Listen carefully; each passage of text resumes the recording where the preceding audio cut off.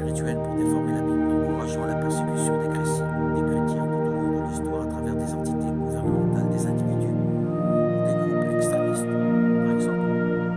Sans oublier que son objectif principal est d'attaquer de l'intérieur les églises, de plus en plus l'esprit de l'Antéchrist s'est infiltré parmi les chrétiens, provoquant des conflits, des divisions, affaiblissant la foi, l'unité et l'amour, qui sont fondamentaux en ces temps-ci, si difficiles. Tout cela est une préparation à l'arrivée de cet homme maléfique appelé Antéchrist, que je crois personnellement émergera d'un lieu très important, comme le gouvernement d'un pays du premier monde ou une organisation des nations extrêmement puissantes telles que l'Union européenne. La Bible dit qu'au début, l'Antéchrist sera capable d'unir les pays et les trois principales religions de la planète, le christianisme, l'islam et le judaïsme, sous un pacte de paix et de sécurité.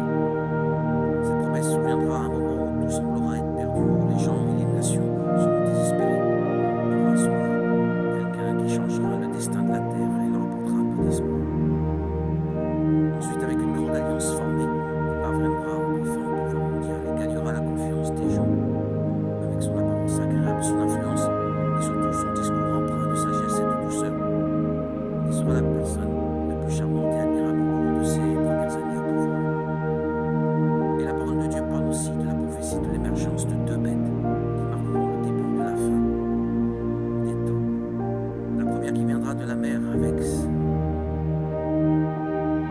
têtes et 10 cornes, et l'Antéchrist.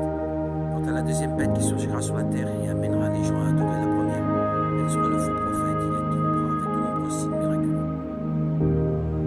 C'est précisément cette deuxième figure qui aidera l'Antéchrist à maintenir ce contrôle politique, religieux et économique du monde, à travers une sorte de licence de vie. Elle sera la marque de la bête. Ce ne sera que par elle que les gens pourront acheter et vendre, sinon ils mourront de faim, car ils ne pourront pas participer à ce nouveau modèle d'économie mondiale. Et 3 ans et demi plus tard, alors que tout le monde sera en relative paix, sans grand conflit dans le monde, l'Antéchrist rompra l'accord qu'il a conclu avec les nations et le traité signé sera annulé.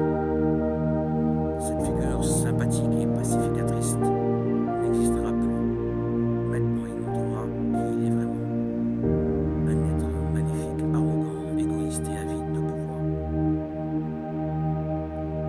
Pendant cette période, il entrera dans le lieu très saint du troisième temple et commettra ce que les Écritures appellent un sacrilège terrible, profanant la sainteté de Dieu et déclarant qu'à partir de ce moment, il doit être le seul digne d'adoration.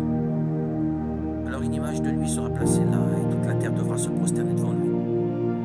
Et voici que le leader le plus cruel, habilité par Satan et détenant le contrôle du monde entier, entre ses mains commencera à agir tout comme Dieu. À sa trinité, Satan aura ainsi la sienne.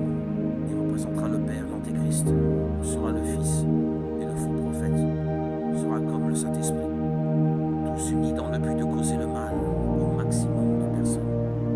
Et ce qui concerne le faux prophète, sachez que son rôle dans cette période de grande tribulation sera plus important que l'on pourrait imaginer. En plus de persécuter et condamner ceux qui ne se prosterneront pas devant l'Antéchrist, il agira également comme une sorte de premier ministre de ce gouvernement.